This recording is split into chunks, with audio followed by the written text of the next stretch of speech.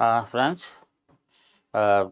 तीन आज न्यूज़ आई थी, इंटरेस्टिंग भी, शॉकिंग भी। एक न्यूज़ सिर्फ हिंदी में, हिंदी हिंदुस्तान में 1 लाख सेना में जवानों की वैकेंसीज हैं, 2 साल हो गए। खैर, अपने यहाँ एम्प्लॉयमेंट तो कोई मुद्दा है ही नहीं। अब एक न्यूज़ सिर्फ स्टेट्समैन में आई कि कल जो है राज्यसभा में मिनिस्ट्री ऑफ होम अफेयर्स ने बताया कि सिर्फ 46 डिस्ट्रिक्ट रह गए हैं naxalite affected, left wing affected. सिर्फ स्टेट्समैन को लगा कि ये एक न्यूज़ बनती है। लेकिन जो न्यूज़ जो हम डिस्कस करने वाले हैं वो मैंने तो 2 अखबारों में देखी। मेरा ख्याल था कि सारे अखबार करेंगे कवर, आज नहीं तो कल करेंगे। वो ये कि कर्नाटका हाई कोर्ट ने जजमेंट दिया है।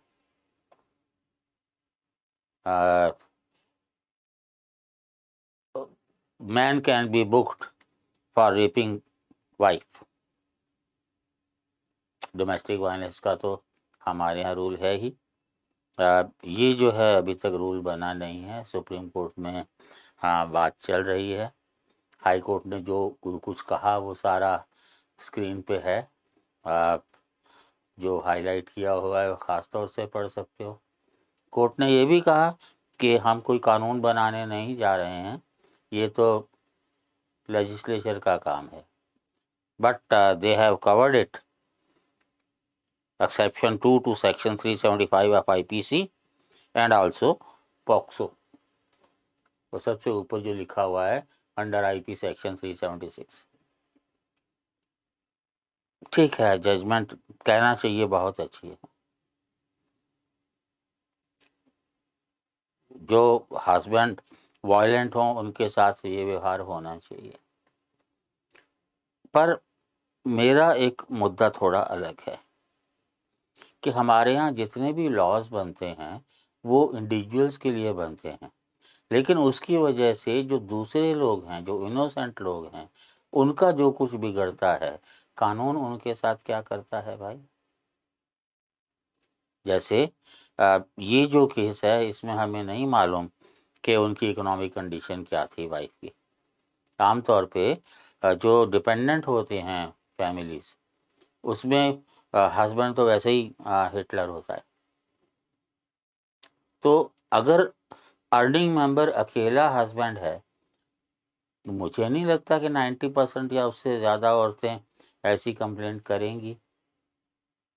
करेंगी तो वो अपने और अपने बच्चों का फ्यूचर खतरे में डालेंगी।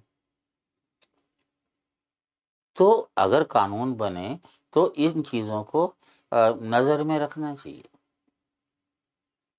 कि अगर आप, जैसे आपका चाइल्ड लेबर का है, फादर को टीबी हो रखी है, बिस्तर पे पड़ा रहता है, मदर डोमेस्टिक हेल्प है, जो कुछ लाती है खाने के लिए काफ़ी नहीं है, दवाइयाँ तो छोड़ो, बच्चे के लिए क्या चाह रहा है काम करने के अलावा। तो आप जो है उसको कर दो अंदर, उसके उसके मालिक को भी कर दो, उसको भी कर दो, सबको कर दो। जो भी कानून बने वो होलिस्टिक होने चाहिए। और पहली बात तो यह है कि फैमिली एज ए यूनिट देखना हमारे यहाँ की परंपरा होती, ट्रेडिशनली थी।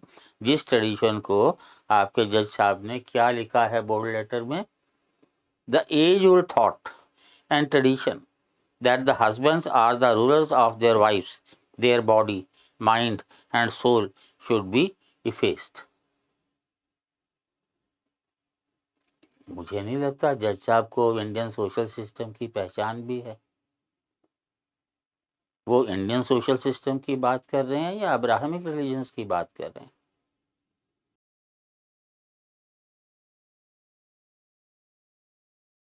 हमारे यहाँ की जो एज ओल्ड थॉट है वो क्या था।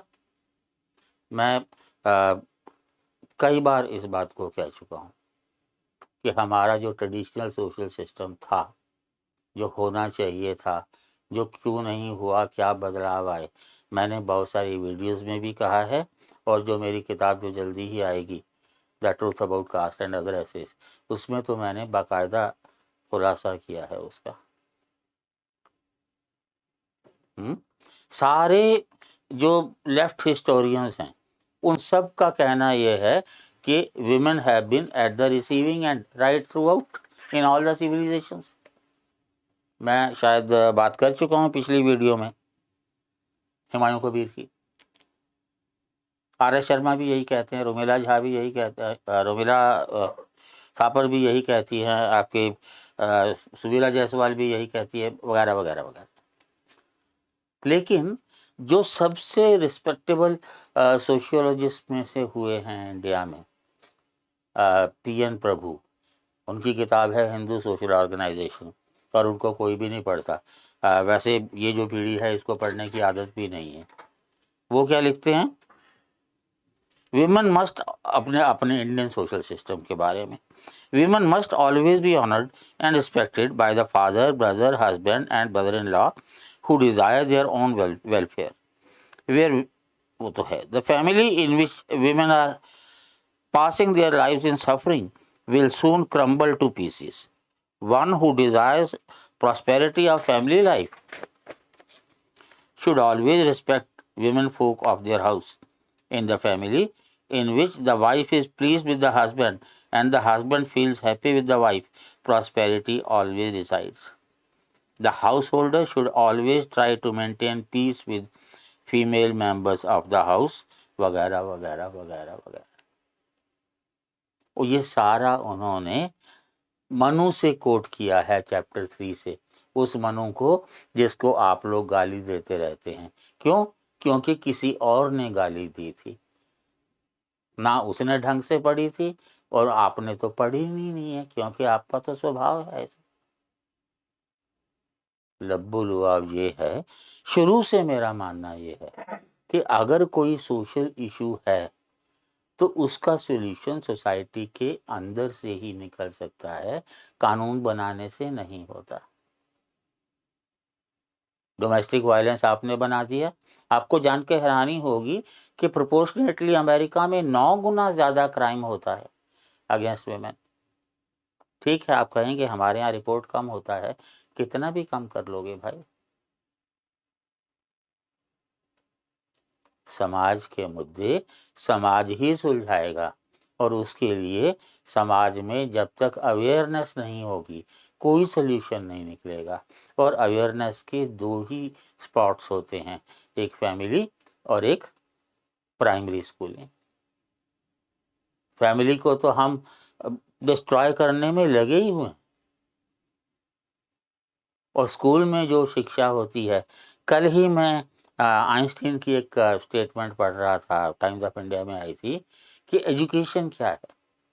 जो कुछ हमने स्कूल में पढ़ा, स्कूल से निकलने के बाद जो कुछ हमने अनलर्न करके जो बचा, दैट इज एजुकेशन। स्कूल में तो लिटरेसी होती है, एजुकेशन होती है परिवार से, बचपन के दोस्तों से, पड़ोसियों से। मैं हमेशा कहता हूँ सबसे बड़ा धर्म पड़ोसी धर्म होता है, लोग नहीं मानते, इज्म को लेके बैठ जाते हैं।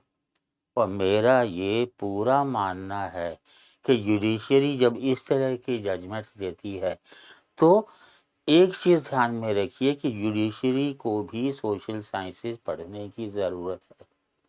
और एक अच्छी बात यह है कि कई लॉ कॉलेजेस में social sciences as a subject introduce हो चुका है, और इसको वाइड स्प्रेड लाना चाहिए। पर उसके साथ हमारी जो फैमिलीज़ हैं जो डिस्ट्रॉय हो रही हैं, वैल्यूज़ ख़त्म हो रही हैं, हम बच्चों को क्या सिखाते हैं, समझाते हैं, बच्चों को हमारी वैल्यूज़ हैं या बिलीव्स हैं या मॉरल्स हैं, कोई किसी को नॉलेज नहीं होती। फर्स्ट आने की धुन खाली होती है, 2 ट्यूशन कर दो, 3 कर दो। समाज के मुद्दे समाज से ही सुलझेंगे, और सारी की सारी जिम्मेदारी ये जो यंग जनरेशन है गोइंग टू बी पेरेंट्स, उनके ऊपर ज़्यादा है, क्योंकि पिछली पीढ़ी तो गई, डेड वुड हो गई। आने वाली पीढ़ी जो है उसको अभी कुछ समझ नहीं है। तो जो यूथफुल जनरेशन है, द यंग पेरेंट्स और soon going to be parents, उनकी जिम्मेदारी है कि फ्यूचर में इस तरह की न्यूज़ हमें ना पढ़नी पड़े। Thank you.